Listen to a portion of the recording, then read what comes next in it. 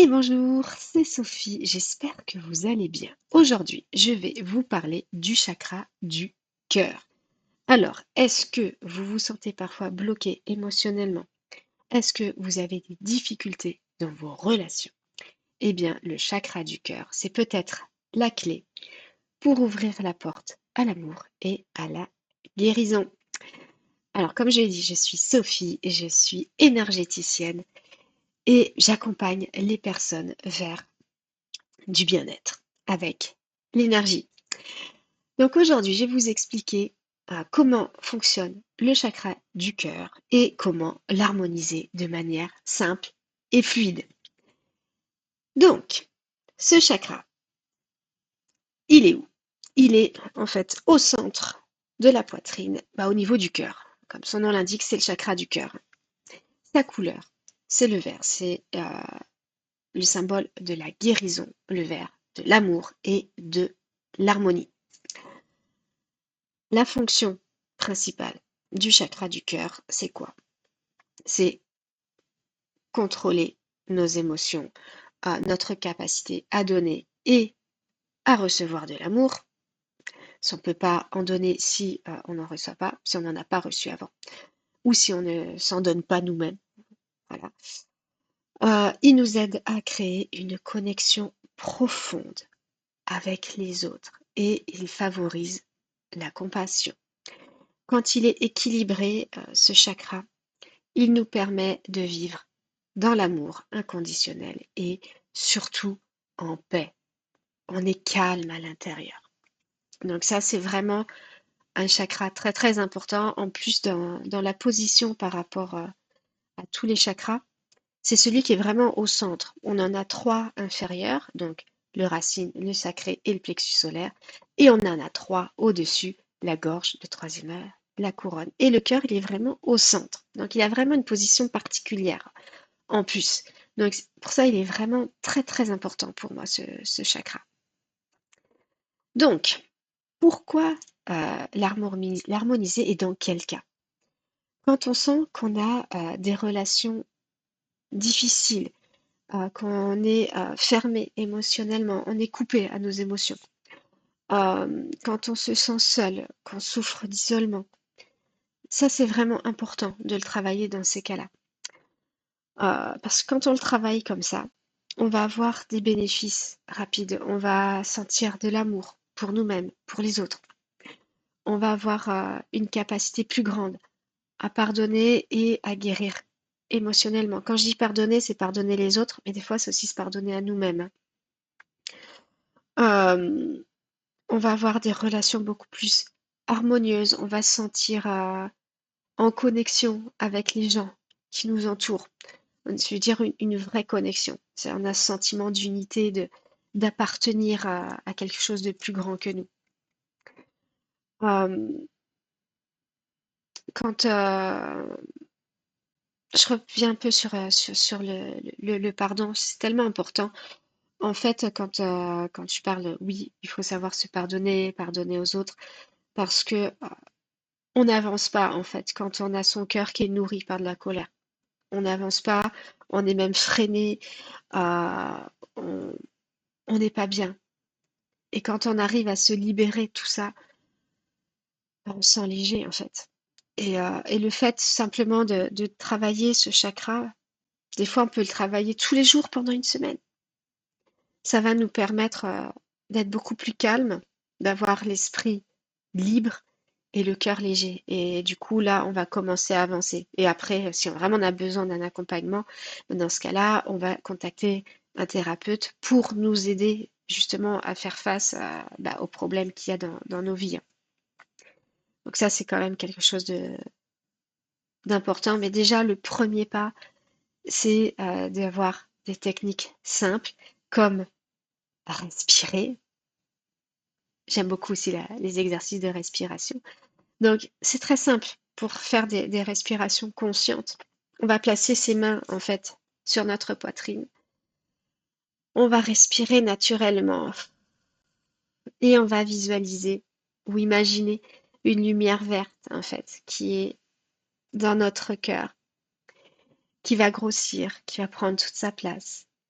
et qui va rayonner tout d'abord au niveau de notre poitrine et puis après tout autour de nous et qui va grossir, grossir, grossir et atteindre les gens qui sont autour de nous. Ça peut être nos proches, ça peut être nos voisins, nos amis, peu importe.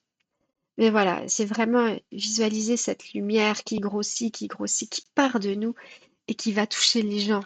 Ça peut être des passants qui sont dans la rue, parce qu'on est chez nous dans un appartement et qu'il y a la rue et qu'il y a des passants qui passent régulièrement. Et juste visualiser cette lumière qui les atteint, qui va leur apporter du bonheur, de la joie.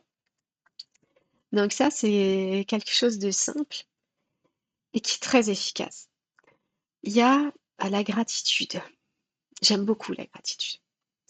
On peut écrire sur une page de papier tous les jours juste 3 choses pour lesquelles on est reconnaissant. Ça peut être je suis reconnaissante de la présence de mes amis. Je suis reconnaissante d'avoir fait un dîner au restaurant avec mon conjoint. Je peux être reconnaissante vis-à-vis de mon chat, de mon chien, parce qu'il est tout le temps avec moi et qui m'apporte du bonheur. On peut être reconnaissant pour la nature parce que on s'est baladé, on a passé un super moment au calme et on est revenu, on avait une pêche d'enfer. On peut être reconnaissant envers soi-même, voilà, d'avoir accompli toutes les tâches qu'on devait faire aujourd'hui. Donc ça, c'est quelque chose de très important, même la moindre petite chose, même dans des journées les plus sombres. Je vois le jour où ma maman elle est décédée, je faisais les gratitudes, mes gratitudes, et je disais à mon mari, je fais, mais je sais pas de quoi je peux remercier en fait l'univers.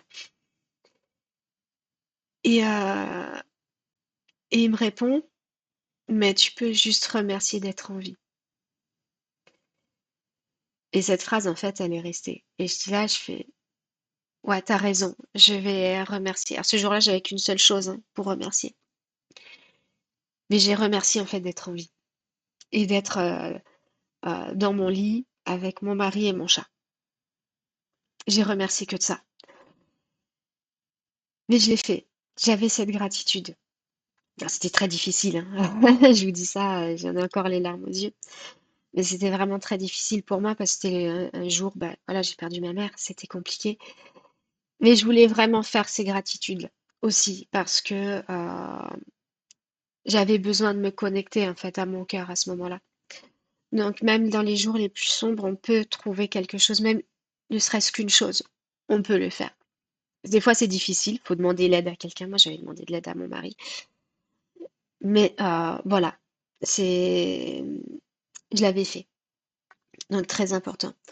On peut aussi faire des exercices sur le pardon, prendre le temps de pardonner quelqu'un ou soi-même.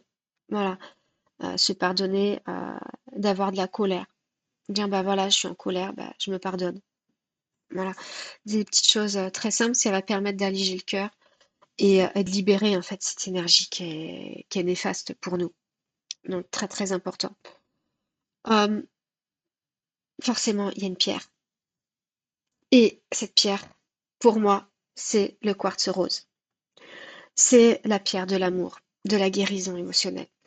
Donc on peut la porter. Moi, j'ai aussi un bracelet que je porte régulièrement en quartz rose. Et quand on fait des respirations conscientes ou de la méditation, on peut carrément la prendre et la poser au niveau du chakra du cœur.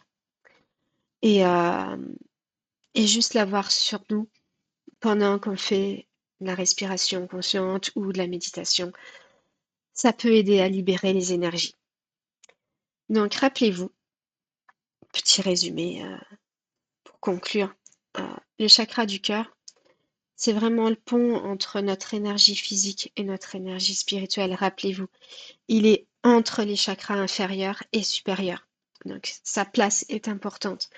Il fait vraiment le pont entre les deux, donc il est important.